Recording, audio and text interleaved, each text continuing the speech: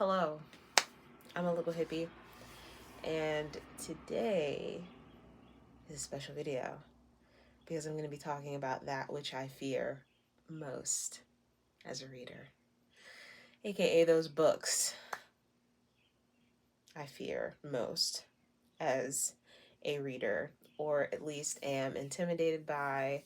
I seen this video um, posted by Ian Ghibli, and apparently it is like um, a brewing trend where people are showing the books that they are intimidated most to read.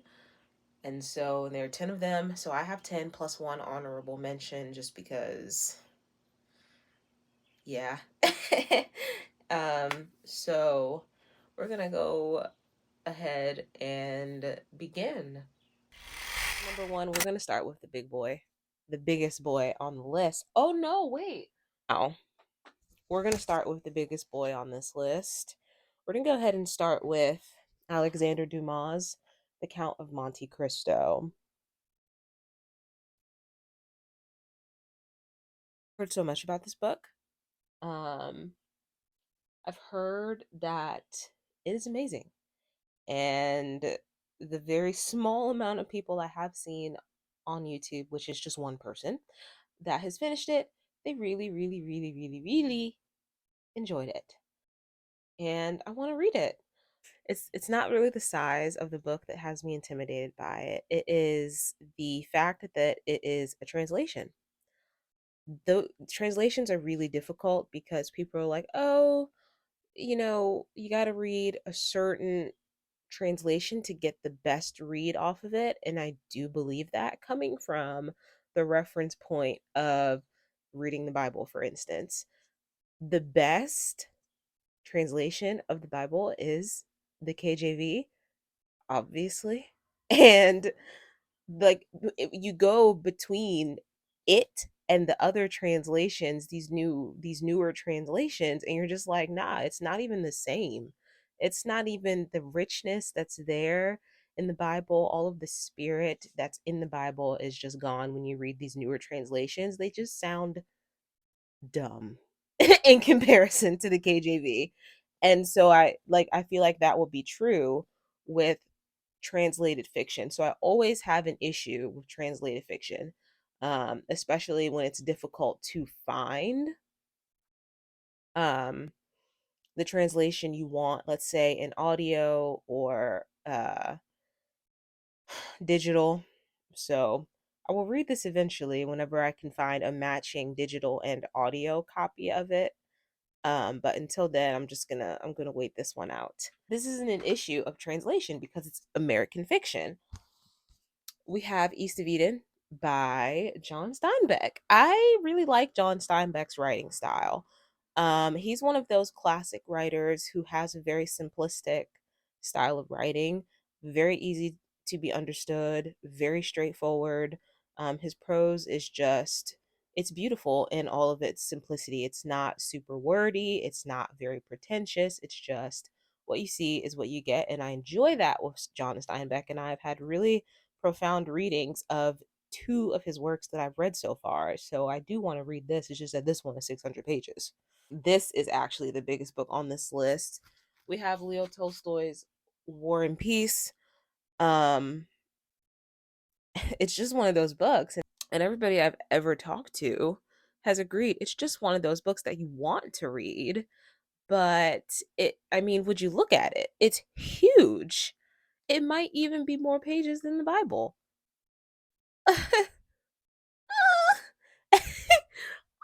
And it takes me 4 months to read the Bible, 3 to 4 months to read the Bible cover to cover. And 3 months, 4 months, which is how long it would take to read this. Um, if I use the same reading method, maybe a little bit longer. And then I've already sectioned out the book for like stopping points daily, and that tends to help me with bigger books. But we have the Tempest. I don't really know what this is about. These are books that I am intimidated by because Shakespeare, the language is. so old, so intelligent, so expansive, and just so different than the English that we speak now.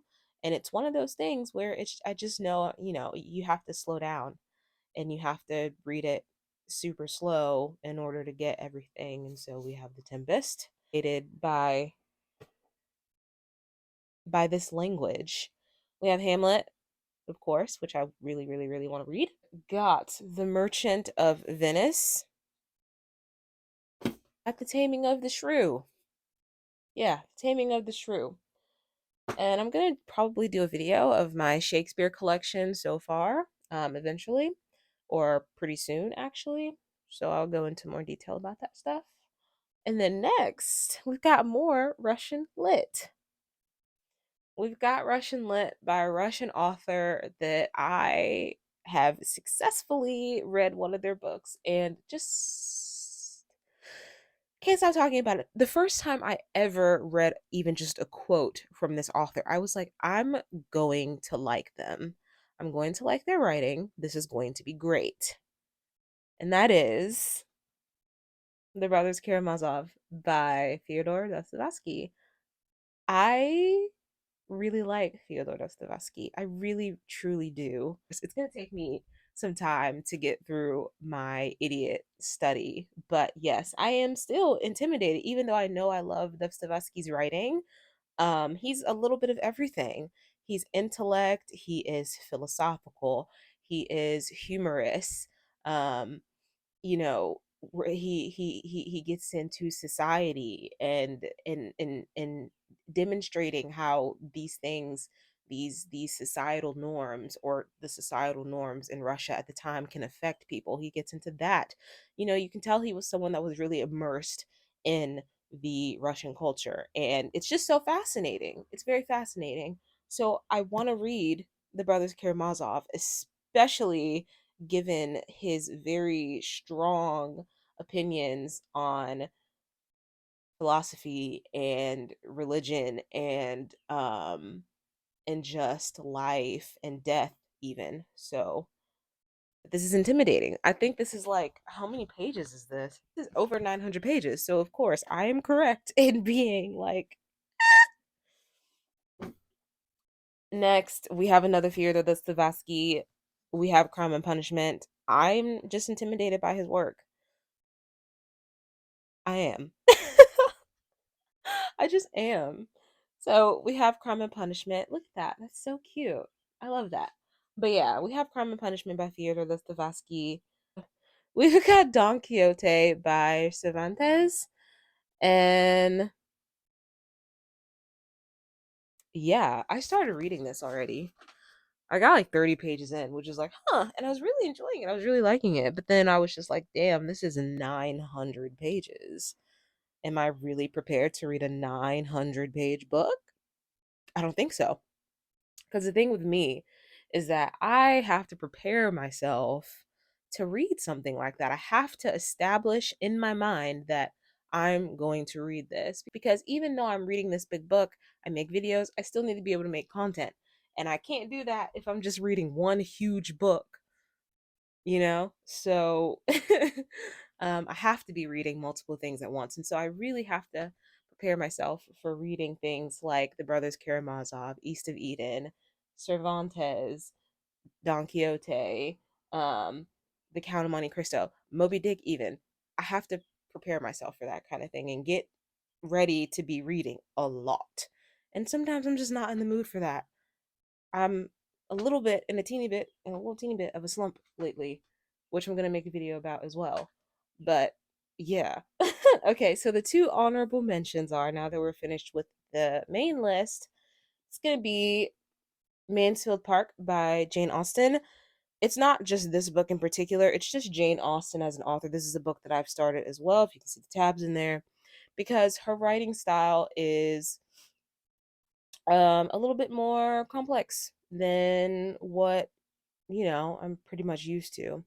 It's not that it's super hard, it's just that you have to be engaged with the book, which is something that I sometimes find hard. You know what I mean? Sometimes I just like to read stuff that's super easy that I don't really have to think about too much.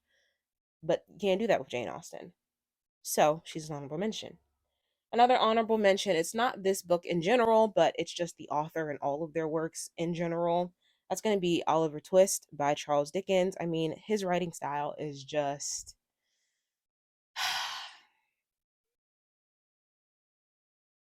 it's very $5 wordy. It's very $5 wordy. And his syntax is just crazy. I mean, a whole paragraph. You think it's a paragraph? Nah, it's a sentence. It's a sentence, bro. Not a paragraph. That's insane. That's insanity. Yeah, it's insane. All of the books that I am afraid to read, but am going to get to soon. A lot of them I plan to read, not a lot of them, but a few of them I plan to read this year. I plan to read Don Quixote this year. I did not plan to read Count of Monte Cristo this year, but yeah, but like a good deal because I want to read some more Shakespeare this year, but I definitely want to get through the Count of Monte Cristo. I just have to prepare myself for that. But yeah, those are all 10 of the books that I am a little bit, teeny bit, tiny bit scared of reading this year, plus two honorable mentions. Um, so yeah, that's gonna bring us to the end of the video. I hope you have a good day. I hope you have a good evening, and most importantly, I hope you read a good book. And I'll see you when I see you.